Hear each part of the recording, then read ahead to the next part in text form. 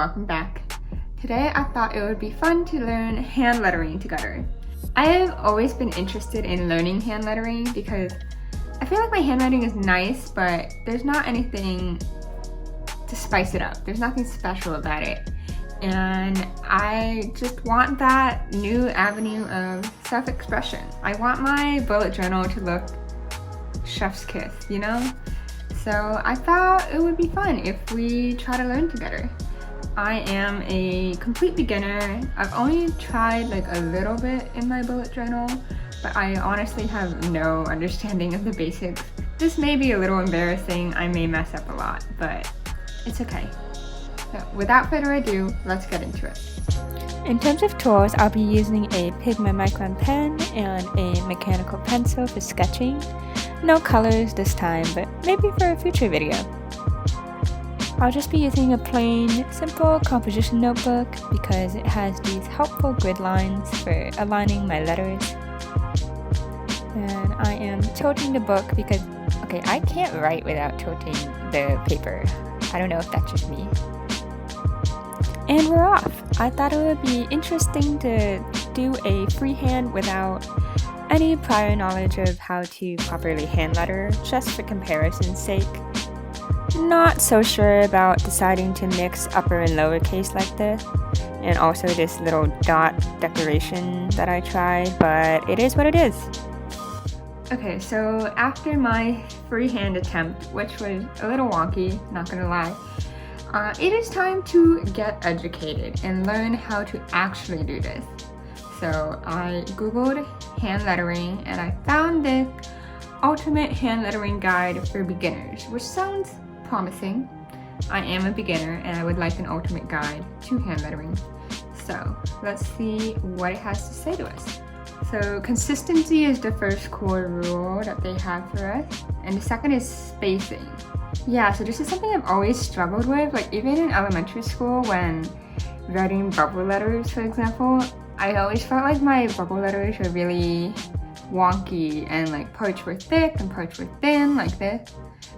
Okay, so it looks like spacing is pretty much synonymous with kerning, and I definitely appreciate kerning. I don't know if this is just a me thing, but when you're out on the street and you see like a storefront where the sign is not properly kerned and some of the letters are too close together or too far apart,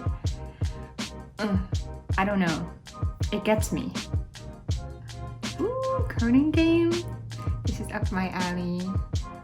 Okay, this is probably like the most boring video on the planet right now, but this is what I like. And I will not apologize for it.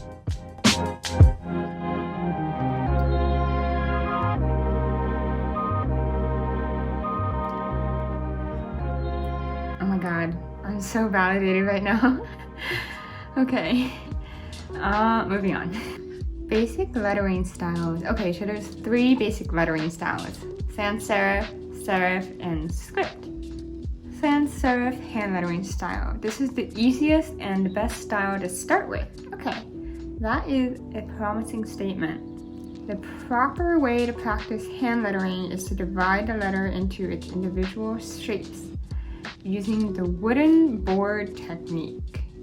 It makes sense because then it's kind of like in art when they teach you how to draw a face using ovals and like dividing the face rather than just going for it and just trying to draw a face freehand, which you basically will never see anybody do. So yeah, that actually makes a lot of sense that you would first divide the letter into its components rather than just trying to outline it outright.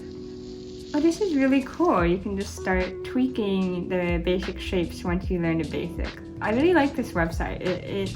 This person seems like they really know what they're talking about.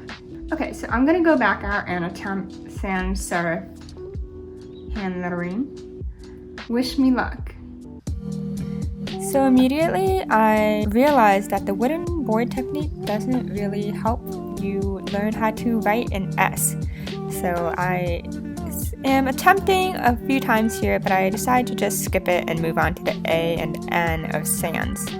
But then I met with another S, so now I have to actually figure out how to make one. It was really difficult figuring out how to make it even width all the way through, and I honestly spent like 20 minutes on just these 4 letters alone. So it was a challenging lettering style for me, but here's the final product. The article really did say that this was the easiest style, huh? But I really struggled. I think S is just a hard letter to start with because it didn't really fit into the wooden board technique that I was so convinced would be my savior. So yeah, that was hard. But it's okay. We're gonna move on to the next style, which is serif. Serif letters are basically the same as sans serif with 2 key differences. They have serifs, duh, and they have a thick and thin dynamic. Up thin, down thick. I think this might end up being easier for me because the thing I struggled the most with for sans serif was just keeping the thickness consistent. So here we get free license to have thick and thin strokes.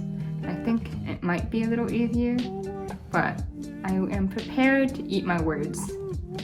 And again, seeing them tweak the styles is so inspiring to me. Like, all of these look so good. One day I'll get there. Serif is a lot easier because you can just make letters normally and then add a line that denotes where you're going to make it thicker.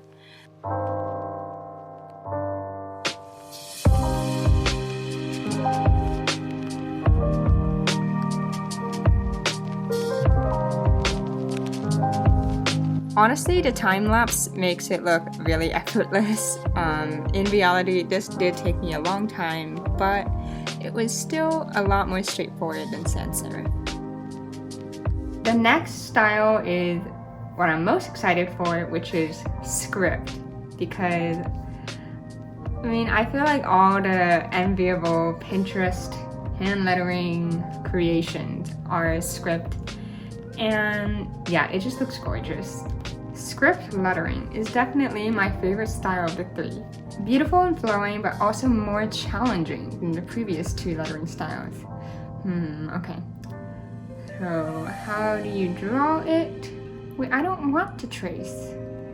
No wooden board, no how to construct. Just write cursive and trust the process? I don't know about this. I don't know if I can trust the process. And now it's going on to how to create an entire hand lettering piece. Okay, I don't know, maybe I should try looking something else up that will give me a bit more guidance, because I do like having my hand held. Ooh, okay, so now we are on littlecoffeefox.com instead of letterdaily.com. But Little Coffee Fox also has an ultimate guide to hand lettering, and they have a section on script. Script is often forgiving of mistakes and doesn't show errors as blatantly as serif or sans serif fonts might. If you're just beginning, I would highly recommend you brush up on your cursive and jump in with the script family. That is encouraging because I was quite afraid.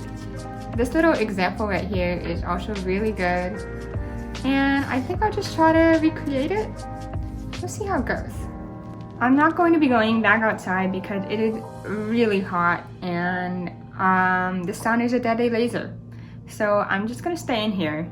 And yeah, let's do the last lettering style. As always, I start off by outlining and sketching the shape of the letters.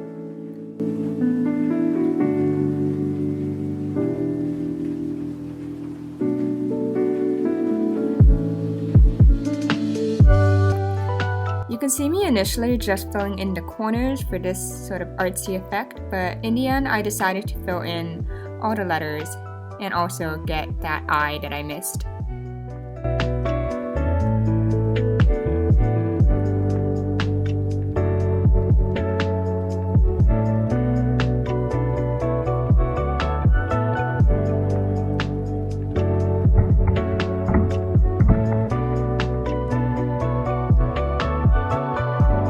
I'm so happy with how that final script one turned out, and it was really encouraging to see something happen there. The only thing I would do for next time is instead of copying somebody else's design for the script, I would try to come up with my own. Another goal of mine is to try to figure out what kinds of hand lettering might be really quick to do so that you can easily add them to your bullet journal or whatever else without having it be a several hour long affair like this was. I would love to figure out how to streamline that process and then share with you guys. So those are 2 things you can look forward to in the future. Let me know if you have any other questions about hand lettering or things you want to see, and whether you have any tips, because I feel like even in the ultimate guides, there wasn't really that much guidance. Like I felt like I still don't really understand how to form the letters. So yeah, if I figure anything out, I will show you guys, and let me know what you know. Okay, that's all for now, and I'll see you next time. Bye!